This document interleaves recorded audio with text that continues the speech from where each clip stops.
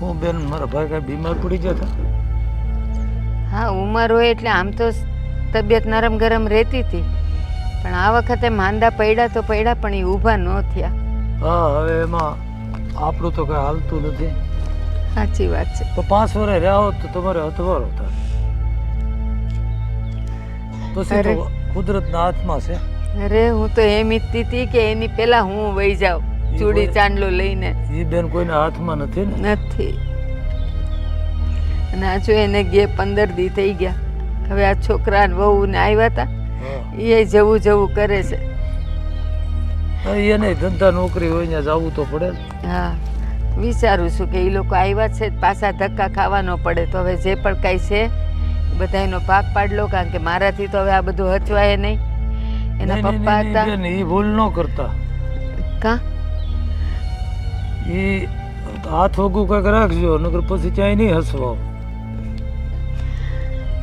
હા, પણ હું એમ કહું, આ મારા પેટના દીકરાઓ છે ને, વહુ છે ને બધાય મારા, તો પછી હું આપી દઉં, મારી આંખો હજી ખુલ્લી છે ત્યાં, તો પછી એ લોકો નહીં હાચવે મને? ને અત્યારે કાંઈ નક્કી નથી. તમે ઘર ઘરની વાર્તા જોવો.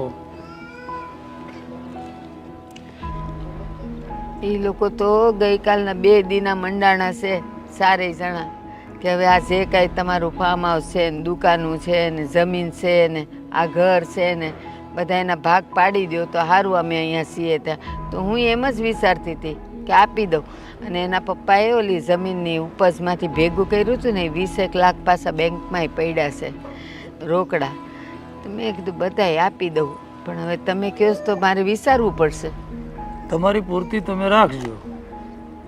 હા, દીકરા હોવું બધું હાસું છે, પણ અટાણે પછી તકલીફમાં મૂકાવો. જીવશો ત્યાં સુધી રોવાનું રહે. અને આ બેન મિલકત જે છે ને તમારી, એ તમે વૈયા ગયા પછી છોકરાઓની જ હોય છે, પણ સવો ત્યાં સુધી રાખો તો સારું એમ. હા, તો શું ભાઈ, હું એમ વિચારું આપણે છીએ ને ત્યાં સુધી આપણે હાથે દઈ દઈ તો સારું, નહીં તો પછી મારા ગયા પછી પાછા બાદશે 2 જણા. બાંધવાનું શું આવે? 2 ભાઈઓ તો હપીને જ રહીશ. અત્યારે રહે છે, પછી જ્યારે પૈસો મિલકતને લેવાનું હોય ને ત્યારે ભલભલા દુશ્મનો થઈ જાય. એટલે જ હું તમને કહું છું કે અત્યારે તો તમને બધું સારું લાગશે, પણ પછી નહીં હસવાઓ. તમારી પાસે જ્યાં સુધી મિલકત છે ત્યાં સુધી હસવા હો, પછી એને લાલચ તો રહેવાની નથી. હા, એ વાત સાચી હો. એ તમે લાખ રૂપિયાની વાત કરી કે છે ત્યાં સુધી મને બા કરે છે, પછી ખબર પડે કે બાપા કાંઈ નથી. છોકરાઓ તમારા હોય, બાયું થોડીક તમારી હોય. હવે છે ને તમારી વાતને હું વિચારીશ હો. અને છે ને મેં મારા ભાઈને બોલાવ્યો છે. ભાઈ મેળે વાત તો કરું ને, એમ કાંઈ છોકરાઓ માગે ને એમ આપી ન દેવાય. આ તો આપણે પાડોશી છીએ, પાડોશી ધર્મ છે. મારે હારે સી સલાહ આપીને હું ગામ રખડતો હોય. ઘણા ગામડામાં મેં જોયું છે કે મિલકત વેચી દીધા પછી ગઢિયાઓનું શું થાય. હવે મારા ભાઈ નથી, તમે હાવ એકલા, પછી તમારો ધણી કોણ? એ વાત તમારી સાચી, પણ મારા 2 છોકરા છે ને રતન જેવા છે, રતન જેવા. એ કોઈ દી મારો બોલે ન ઉથાપે. 2 છોકરા રતન જેવા છે એ બરોબર છે, પણ બાયું રતન જેવી ન હોય ને. એને તમે ન પોહાવ એટલે છોકરાઓને ન પોહાવ પછી, અને એની હાટુથી એનું બગાડો. સારું, તમારી વાત હું ધ્યાનમાં રાખીશ અને વિચારીશ. અને આમે મારો ભાઈ આવવાનો, મારા ભાઈને પૂછ્યા વગર હું પાણી ન પીવું. તો બસ વિચારીને કરજો જે કંઈ. એ હા.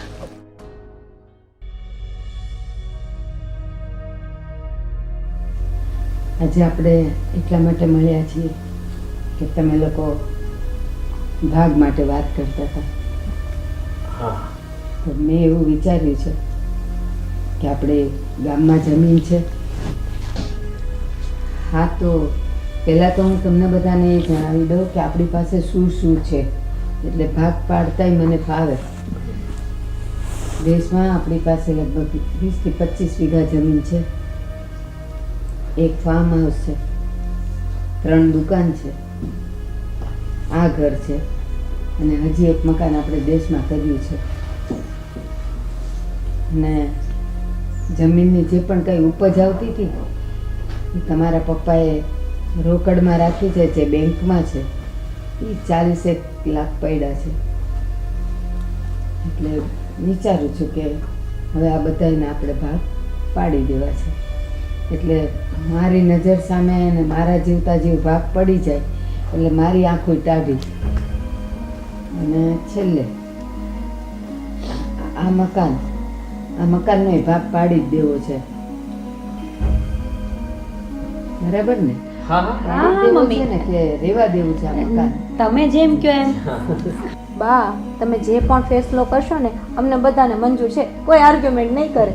હા બસ હું એ જ વિચારું છું કે તમે ચારેય હળીમળીને સંપીને રહેજો અને જે આપું એ ખુશી ખુશી બધા લઈ લેજો. હા મમ્મી. હવે આ બધાયની પાછળ હજી એક મિલકત છે. આપણી પાસે હજુ એક મિલકત છે. એ મિલકત શું બા? એ મિલકતનો આપણે ભાગ કેમ પાડશું એ તમારે ચારેય નક્કી કરવાનું છે. અરે કહો ને કઈ મિલકત છે? હા. આની વિશે તો અમને ખબર જ નથી. હા અમને પણ ખબર નથી હે ને. તમારી સામે જ બેઠી છે. મમ્મી આ બધું હું આપી દઈશ એટલે પછી મારે કોની ભેગું રહેવાનું છે એ તમે લોકો મને નક્કી કરીને કહો. મમ્મી તમે અમારી સાથે કેવી રીતે એડજસ્ટ? તમે તમારી વાત કરો છો મમ્મી, તમે થોડા મિલકત કહેવો અને તમારે કોની સાથે રહેવું એ જો તમને વધારે તો આ ઘરમાં જ ગમે છે અને તમે આખી જિંદગી મારું કહેવાનું એવું છે આદિભાઈ કે બા આટલા વર્ષોથી અહીંયા ગામડે રહ્યા છે તો આપણા ભેગા સિટીમાં કઈ રીતના એડજસ્ટ થશે હે? તમને ફાવે ત્યાં ન ફાવે. પણ મેં એવું વિચાર્યું છે કે આ ઘર ભલે ગામડામાં છે, મોટું છે, પણ હવે તમારા બાપુ વગર તો મારા માટે આ બધું ખંડેર જ કહેવાય. અને હવે મારે કેટલાક વર્ષ જીવવું છે. હું સિટીમાં તમારી સાથે રહીશ, મને ફાવશે, ગમશે મને. બા તમે ત્યાં આવો ને એનાથી અમને કોઈ જ વાંધો નથી, પણ મુંબઈ જેવા સિટીમાં તમે એડજસ્ટ નહીં કરી શકો. તમે પહેલેથી આવા ખુલ્લા વાતાવરણમાં રહેલા છો અને ત્યાં તમને બહુ મુશ્કેલી પડશે. અને અમારું મકાન છે ને એ 2 BHK તો છે. 2 BH શું? 2 BH એટલે કે 2 રૂમ, હોલ અને રસોડું. એમાં એક રૂમ અમારા બંનેનો છે અને એક રૂમ એક્સ્ટ્રા રાખ્યો છે કારણ કે હાલ તમારા મમ્મી પપ્પા લોકો ઘરે આવતા હોય, કોઈ ફ્રેન્ડ્સ હોય, કોઈ રિલેટિવ્સ હોય તો એમના માટે પણ સુવિધા કરવી પડે ને. તો તમે ક્યાં રહેશો બા? પણ હે મીરા, એ એક રૂમ છે તારા મમ્મી પપ્પા માટે, તારા ફ્રેન્ડ સર્કલ માટે ને બોલા મહેમાનો માટે રાખ્યો છે તો એ તારા જ સગા. હું આદિની માં છું તો હું ત્યાં ન રહી શકું? તમે સમજતા નથી. જો હું બહાર જોબ કરું છું, હું સવારથી સાંજ સુધી બહાર વહી જાઉં, તમારું જમવાનું કોણ કરશે, તમારી કેર કોણ કરશે? બા એક વ્યક્તિ વધશે તો પાછળ કામ પણ વધશે ને. ભલે નું વધે, તમારા બેનું જમવાનું બનાવો છો તો એક માનવું તમને ભારે પડશે. અરે ના ના એવી વાત નથી. આ તો એમ જ કહે હા છે. ના ના એ મમ્મી તમે ખોટું ના લગાડતા, એવું કંઈ નથી. એમાં શું છે કે ત્યાંનું વાતાવરણ તમને સેટ ના આવે અને ત્યાં તમે રહો તો અમને લોકોને કોઈ જ વાંધો નથી. તમને ત્યાં ફાવે તો રહેવું હોય તો અમે તો શું કહી શકીએ. હા તો મીરા, તું જે રીતે કહે ને તમને તકલીફ પડતી હોય તો કાંઈ નહીં, આ બીજો દીકરો છે જ ને, હું તારા ઘરે રહીશ. એ બંને જણા સર્વિસ કરે છે, નોકરી કરે તો ભલે ને જાય, પણ તે તો શું કીધું ઓલું સલૂન છે તારા ઘરે, તો તું તો આખો દી ઘરે જ હોય ને, હું તમારા ભેગી રહું. પણ બા મારા ઘરમાં તો મીરા ભાભી કરતાં પણ વધારે પ્રોબ્લેમ છે. કેમ કે એક તો મારે 1 BHK નું ફ્લેટ છે નાનું અને એની અંદર મારું પોતાનું સલૂન, એટલે કે એક જ રૂમ છે, એક નાનો હોલ છે, એમાં તો મેં આખું પાર્લર ખોલીને રાખ્યું છે અને એક રૂમમાં તો અમે બંને રહીએ. તો મારે તમને રાત્રે ક્યાં સુવડાવવા? કિચનમાં. બા એવું હું તમારી સાથે કઈ રીતના કરી શકું? અને આખો દિવસ અમારા બંનેની રસોઈ બનાવવાનો પણ ટાઈમ નથી મળતો કેમ કે સવારે 5 વાગ્યાથી બ્રાઇડલના હેર કટ અલગ અલગ, મતલબ આખો દિવસ એટલી બધી સલૂનમાં ગૂંચવાયેલી હોઉં છું ને કે કામ પણ સરખા નથી કરી શકતી. તો તમને કઈ રીતના ત્યાં રાખીશ? અને બા એ તમને નહીં ફાવે. પણ તમે બે કંઈક તો જમતા હશો ને, તેમાં મારે નીકળી જાય, હું ક્યાં વધારે ખાઉં છું? હા મમ્મી, જમવાનો પ્રશ્ન નથી, એમ પણ તમને અહીંયા રહેવાનું પણ સેટ નહીં થાય. મમ્મી જુઓ, તમે જરાય ચિંતા ના કરતા, અમે લોકો ચારેય વિચારી લઈએ અને તમને ક્યાં ફાવશે એનું અમે તમને જણાવીએ. હા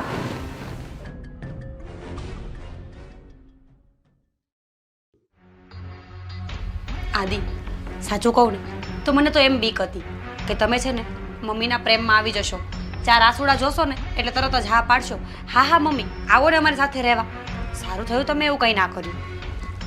અરે મારે હા તો ઘણી પાડવી હતી, પણ સારું એમ થયું કે એટલે કે તારું મોઢું જોયું એટલે મને ખબર પડી ગઈ કે મમ્મીને ત્યાં નહીં ફાવે એમ. પણ હું શું કહું છું કે પપ્પાના ગયા પછી મમ્મીની વાત પણ સાચી છે ને, એ એકલા અહીંયા રહેશે. બસ હા, હવે કોઈ શ્રવણ થવાની જરૂર નથી તમારે. મમ્મી એકલા રહેશે કેમ? આપણે ના હોત તો એ શું કરત? તો પછી રહેવું જ પડે ને, બસ. કોઈ ના હોય તો એમ જ સમજવાનું છે એમને કે કોઈ છે નહીં અને એકલા જ રહેવાનું છે. આખો દિવસ જોબ ઉપર જાવ તો ઘરનું કામ કોણ કરશે? તમે કરશો? ના. હવે એ કામ તો જો કે વધવાનું જ છે, એ વાત તારી સાચી છે, પણ હવે મૂંઝવણ એ વાતની છે કે મમ્મીને કહેવું કેમ કે જો તમે મારી ભેગા તો નહીં રહી શકો, રવિ સાથે રહો. હવે રવિએ પણ એવું કહી દીધું કે અમારે તો ત્યાં બહુ ઓછી જગ્યા છે ભાઈ કરતાં પણ, ત્યાં તો તમને જરાય નહીં ફાવે. મને ખબર જ હતી કે તમે છેલ્લે છે ને ગીવ અપ કરી જ દેવાના છો. સાંભળો મારી વાત, આ ઘર છે ને એ રહેવા દો, વેચવાની કોઈ જરૂર નથી. અને બીજી વાત, મમ્મીને કામવાળી બંધાઈ આપો એટલે મમ્મીનું મન પણ લાગ્યું રહેશે અને કામમાં પણ પ્રોબ્લેમ નહીં આવે. પછી કાલ સવારે જ્યારે મમ્મી ધામમાં જશે ને પછી આપણે આ ઘરનો ફેસલો કરી નાખીશું. સમજ્યા ને? હા, હવે આ ઘર વેચવાની તો ક્યાં વાત જ થઈ હતી, મમ્મીએ સામેથી કહ્યું, તો હવે આપણે શું કરી શકીએ? હા, તો હવે હું તમને આઈડિયા આપું છું ને, એ કરો ને. મમ્મીને સમજાવો કે આમ નહીં ને આમ કરવાનું થાય છે. અરે પણ તું સમજતી નથી. તું જે રસ્તો આપે છે એ આપણે અપનાવીશું ને તો મમ્મી એમ પણ કહી શકે ને કે દીકરા તો એક કામ કરો, હું જ્યારે મરું ને ત્યારે બધી મિલકત તો તમારી જ છે, તો આ મકાન રાખવું એના કરતાં બધી પ્રોપર્ટી અત્યારે રહેવા દો, પછી વેચી દેજો, હું જતી રહું પછી. ના, મેં આટલા દિવસ વેઇટ કર્યું છે, હવે મને અહીંયા કંટાળો આવે છે. આવું કંઈ કરવાનું નથી થતું. તમે બીજો કંઈ પણ રસ્તો કરો, જે મનમાં આવે ને એમ કરો, પણ મને મારી મિલકત આ વખતે જોશે એટલે જોશે બસ. હા ભાઈ, હવે એના માટે તો વિચારીએ છીએ કે રસ્તો શું કરવો, કારણ કે મમ્મી પાસેથી બધી મિલકત તો લેવાની જ છે. અને જો આપણે હવે મમ્મીએ એવી મૂંઝવણમાં મૂકી દીધા છે ને કે મારું શું, આપણે હજી એનો જવાબ નથી આપી શક્યા, એટલા માટે તો આ ભાગ ન પડ્યા. બધું ત્યાં હતું ને ત્યાં ઊભું રહી ગયું. સાચી વાત છે. એક કામ કરો ને, રવિભાઈ અને કાજલ સાથે વાત કરીએ. જો એ લોકો કંઈ નિવારણ આપે ને તો જલ્દી ફેસલો થાય. મને નથી ખબર કે એ લોકો શું વિચારીને બેઠા હશે. કઈ નહીં, ચાલ પૂછીએ તો ખરા. રવિ, આ બાએ તો આપણને ચિંતામાં મૂકી દીધા છે. શું કરશું હવે? છેલ્લે કે હું તમારા લોકો ભેગી રહેવા આવતી રહું. અને મીરા ભાભી જોઈએ ને કેટલા હોશિયાર છે. અમારે આ પ્રોબ્લેમ છે ને ફલાણી પ્રોબ્લેમ છે ને તો શું બધાય પ્રોબ્લેમ એ લોકોને જ છે, આપણે કાંઈ નથી. અને બે કેવા હોશિયાર છે હે. અને તમને હું આમ કરું છું તો તમે તો કાંઈ બોલતા નથી. અને એ બે જણા કેવા વ્યવસ્થિત બોલે છે. અને તમે તો આવા મિલાણીના મ્યાઉ જેવા જ, બા સામે કાંઈ બોલતા જ નથી. મારા સામું જ નકરું બકબક કરો છો, પછી કે તું ગુસ્સે થઈ જશે. તું જો ચિંતા ના કર, બધું જે થશે ને તે સારું જ થશે. ને આદિભાઈ કંઈક તો રસ્તો કાઢ્યો હશે ને. બધું આદિભાઈ રસ્તો કાઢે ને એ રીતના આપણે ના હાલવાનું હોય. આપણે પણ કંઈક વિચાર તો કરવો ને કે આપણે શું કરવું ને શું નહીં આગળ. એટલે હવે તું પેલા એમ કહેતી હતી કે જે દે તેમાં રાજી રહેવાનું. હવે આ બાનો પ્રશ્ન આવ્યો છે તો કંઈક કરશે. રવિ, જે દેશે એમાં રાજી રહેવાનું એ તો મને સમજાઈ ગયું, પણ બા કોના ભેગા રહેશે? જો હું ચોખ્ખું કહી દઉં છું, જે કોઈ રસ્તો કાઢવો હોય ને એ 7 વાર વિચારીને કાઢજો. આપણા ઘરમાં તો બા મારા ખ્યાલથી સેટ થશે જ નહીં. મને એમ હતું કે બા અહીંયા રહેશે એટલે એક મકાન ભલે રહ્યું, આપણે કોઈ જ વાંધો નથી. જેથી તેથી બા નહીં રહીએ ત્યારે આપણે આનો હલ કાઢશું. પણ ના, બાએ તો એવો પ્રશ્ન મૂકી દીધો કે મારે તો બેમાંથી એક ભેગું રહેવું જ પડશે. હવે આનો રસ્તો મારે શું કરવાનો? તું શાંતિ રાખ, કે હું ને આદિભાઈ છે ને બે સમજાવશું. બાને આપણે અહીંયા જ રાખશું. કાંઈક રસ્તો ગમે એ છે ને વિચારીને કાઢજો રવિ. મારી સાથે બા ક્યારે પણ સેટ નહીં થાય એ તમને કહી દઉં છું. હા, હવે તું છે ને કાજલ કઈ ચિંતા ના કર, બધું સારું થઈ જશે. અરે ભાભી, સારું છે તમે લોકો આવી ગયા. હું ને રવિ તમારા પાસે આવતા જ હતા તમારા રૂમમાં. કેમ અમારી પાસે આવતા હતા? શું થયું? મીરા ભાભી, તમને તો ખબર છે ને કે બાઈએ શું કીધું. બાઈએ એમ કીધું કાં તો હું તમારી સાથે રહું અને કાં તો કે મારી સાથે રહેવાનું. સાચું કહું ને તો મારી સાથે તો હું દૂર દૂર સુધી ના વિચારી શકું કે બા મારી સાથે રહી શકશે. જો કાજલ, અમને પણ બધી ખબર પડે જ છે કે બા આપણી સાથે એડજસ્ટ નહીં કરે. આપણે છે ને અત્યારે મીઠું બોલવું પડે એમ જ છે, બાકી આ જમીન આપણા હાથમાંથી વહી જશે. એટલે ગમે તેમ કરીને પણ બાને મનાવવા તો પડશે જ. અને હા આદિભાઈ, તમે છે ને બાને સમજાવો અને ઈ તમારું જ માનશે, એટલે ત્યાં એ રહેશે બા. ના હવે મારા કહેવાથી મમ્મી કંઈ નહીં માને. અને જો હું એમને કહીશ કે તમે આ ઘરમાં જ રહો તો સમજી લે કે આ બધી મિલકતમાંથી હાથ ધોવાનો વારો આવશે. ના હોય એવું કાંઈ નથી કરવું આપણે તો. તો પછી સમજ કે મમ્મીએ આપણી સમક્ષ છે ને બહુ મોટો પ્રશ્ન નાખી દીધો છે. હા એ વાત પણ સાચી. હા, એમને ખબર છે કે બધી મિલકત આપણને આપવા માટે એ તૈયાર છે, પણ એને જે પોતાનું કે મારું શું, મારે કોની ભેગું રહેવાનું છે, આ પ્રશ્ન નાખીને આપણી બધી મિલકતના ભાગ પાડવાનું તો સાઈડમાં રહ્યું. આપણને લોકોને આ પ્રશ્નની અંદર ગૂંચવી દીધા. હા, મારું કહેવાનું શું છે મીરા ભાભી, આપણે લોકો કન્ફ્યુઝ તો એક જ પ્રશ્નને લઈને છીએ ને કે બાને કોના ભેગા રાખવા. તો પછી આપણે લોકો જ નક્કી કરી લઈએ તો કે બાને થોડાક દિવસ મારા ઘરે રાખું, થોડાક દિવસ તમારા ઘરે રાખો, થોડોક તમારે સાથવાળો, થોડોક મારા સાથવાળો. શું કહો છો જેઠજી તમે? જો કાજલ, સથવારાની જરૂર ના તને છે કે ના મને છે એ તને પણ ખબર છે ને મને પણ. પણ હા, જો આપણે આપણી વાતને કવર કરવી હોય ને, આપણી પ્રોબ્લેમનું સોલ્યુશન લઈ આવવું હોય ને, તો આ આઈડિયા બેસ્ટ છે. મને એમ થશે કે બંને દીકરાઓ મને બહુ પ્રેમ કરે છે, એટલે મારા ભાગ પાડવા માંગતા નથી. બંને મારા પ્રેમને સરખો એવો વહેંચવા માંગે છે, એટલે થોડા દિવસ અહીંયા રાખશે અને થોડા દિવસ અહીંયા રાખશે. બસ આપણી વાતનું નિવારણ તો આ જ છે. હા, તો આપણે બંનેને કંઈ જ પ્રોબ્લેમ ના હોય તો આપણે લોકો બાને કહી દઈએ કે 3 મહિના બા મારી સાથે રહેશે અને 3 મહિના તમારી સાથે રહેશે. આદિ, હા, આ વાત બરાબર છે, જેથી કરીને મમ્મીને ખોટું પણ નહીં લાગે. હા બરોબર. અને મમ્મીને થશે કે હા મિલકત જલ્દી વેચીને હું મારા દીકરાઓ સાથે જતી રહું, પછી આપણે લોકો મિલકતના ભાગ પાડીને પૈસા વેચીને જતા રહીશું. અને મહત્વની વાત, સમાજમાં અને કુટુંબમાં આપણા લોકોની ઇજ્જત આબરૂ વધશે. હા, કે દીકરાઓએ બાપના ગયા પછી માને તરછોડી નથી, ઉલટાનો પ્રેમ વધ્યો છે. ચલો ત્યારે થઈ જઈ. ચાલો.